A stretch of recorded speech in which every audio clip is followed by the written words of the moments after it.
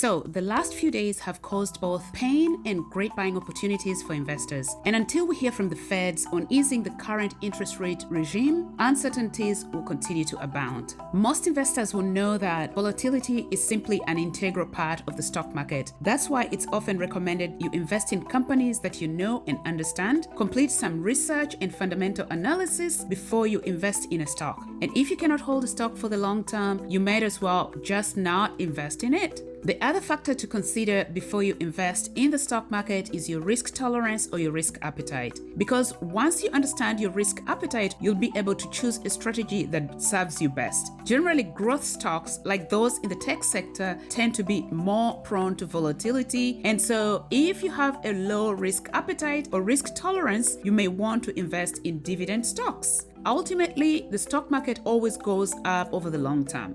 Another standard advice for investing in the stock market that would have come in handy over the last few days when we were experiencing this market meltdown is to have dollar cost averaged into your investment account. Dollar cost averaging is basically contributing a fixed amount on a regular basis from your checking account into your investment account. Basically automating contributions into your investment account. If you do that, you will continue to contribute to your investment account whether the market is down, up, or flat. Over the long term, you even out the volatility in the market. In fact, research has shown that people who dollar cost average into their investment accounts end up outperforming people who always are able to time and buy stocks at the bottom of the market, because when you dollar cost average into your account, you're consistently in the market.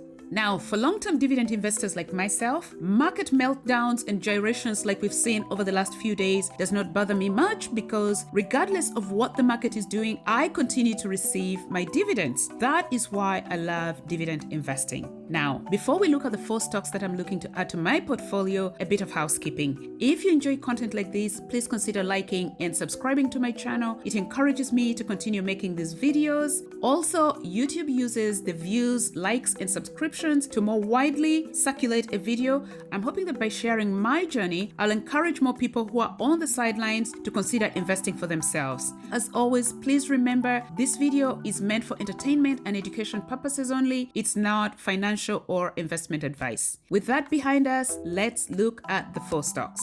The first one is Visa. If you've watched any of my earlier videos, earlier this year, I made a video in which I shared 4 stocks that I was planning to add to my portfolio, and one of them was Visa. I love Visa because Visa is basically a cash generating machine because of its low operating costs. Let's look at some numbers. At the time of making this video, the stock price for Visa is $258.26. Over the last 52 weeks, we can see that the stock has been as low as $228 and as high as $291. Now, at the current price of $258, that's about a $33 decline, or just over 11%. So this might present a good time to buy. However, I must mention that even before the market meltdown, the stock price for Visa had started to pull back, so it had already dropped about 6 or 7%. So the market meltdown only reduced the price a further 2 or 3% perhaps. So I'm going to keep an eye out to see if it falls further before I increase on my position,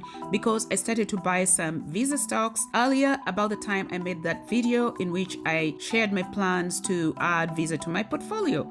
Not only is Visa very profitable, it's got great financial health, great cash reserves. Here under the financial tab, so I'm looking at Yahoo Finance for the record. Under the financial tab, if we go to the cash flow, we can see that it's under its trailing 12 month, it's got a significant balance of free cash flow, nearly $19 billion on its books. And that is basically an indication that Visa is able to meet its short-term obligations with no trouble at all. Now, let's look at its profitability by going to Seeking Alpha, and under the profitability tab, you can see that it's being rated as an A. Now, its gross margin, trailing 12 month, is about 98%. That's an impressive number.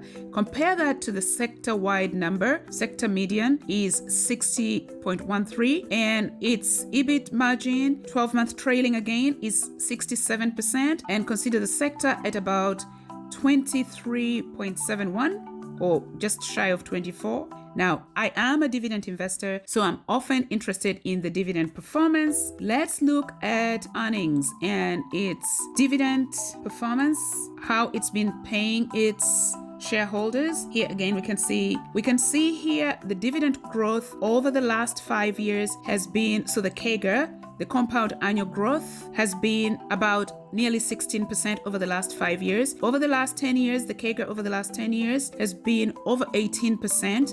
And you can see its revenue growth, forward revenue growth, is projected at over 10%. So with those kinds of numbers of profitability and revenue growth, I would like to have, to increase my position in Visa. The second stock I'm looking to add to my portfolio, which I also featured in the video earlier this year, is Johnson & Johnson, ticker symbol JNJ. Johnson & Johnson is a dividend king and has raised its dividend for 62 years straight. As a dividend investor, you want to hold stocks in companies that are dependable and stable like Johnson & Johnson. I have a small position in it already, so I am looking to add to that position. You can see here, we are again looking at Yahoo Finance, that at the time of this recording, the stock price for Johnson & Johnson is just shy of 159, so 158.97 cents. But let's look at its 52-week range. It's been as low as 143.13 cents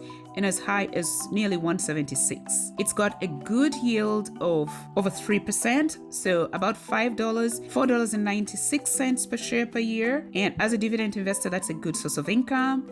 In terms of financial health, again, let's look at its cash position. Under cash flow, just look at its free cash flow. It's trailing 12-month cash flow, free cash flow. It's got nearly $20 billion in free cash flow. That means that it's able to meet its short-term obligations without trouble whatsoever. The other statistic, the other number to look at for J&J is its dividend sustainability. Because as a dividend investor, you want to know that a company is able to grow its dividends. And so under the statistics tab, if we scroll down and look at its payout ratio, we can see that its current payout ratio is 72.77%, just shy of 73%. That's a fair number. It's got room to continue growing its dividends. So I'm happy to add to this position. The next stock I'm looking to add to my position is an ETF. That is VTI. VTI is Vanguard's total stock market ETF. And part of the reason I like VTI is because it covers the entire US stock market. You can see that it has a very low expense ratio of just 0.03%, which means that for every $1,000 of VTI stocks that you hold, you're only paying 30 cents in expense ratio. VTI is a very highly diversified ETF with more than 3,600 stocks in it. If we scroll down here, you can see number of stocks. Now we are on Vanguard's website. It's got a total of 3,674 stocks in it. Very highly diversified to minimize risk. It has large cap stocks, mid cap stocks, and small cap stocks. And by having large cap stocks, those are predominantly the stocks that pay dividends, and then the mid cap and the small caps represent the growth stocks. So you win all round. The current stock price for VTI is $257.77, but looking at the 52-week range, you can see that it's been as low as $202 and as high as nearly $280.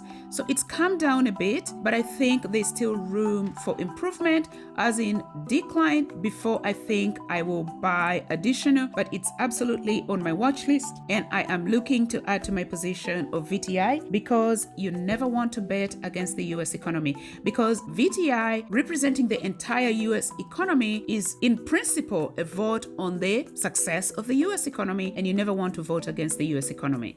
Finally, the fourth stock I'm looking to add to my portfolio, but which I did not have in the video that I shared earlier this year, is the Royal Bank of Canada, ticker symbol RY.TO. The current stock price is $147.95. But looking at the 52-week range, you will see that it's been as low as $108 and as high as $155. And I think it's just come down a little bit, but I don't see it falling down significantly. But look, it has a very healthy yield at 3.84%. So you're getting about $5.68 per share per year. And as a dividend investor, this is a strong financial stock that I want to keep in my portfolio. Generally, all the big 5 Canadian banks are good dividend payers. So I bought some stocks today. So those are the 4 stocks I'm looking to add to my portfolio, and the recent market meltdown has allowed me to add some already, and I'll continue to watch them and add to my portfolio as I continue to build my dividend portfolio. I hope you enjoyed this video and found it helpful. If you did, please consider liking and subscribing. Thank you for watching.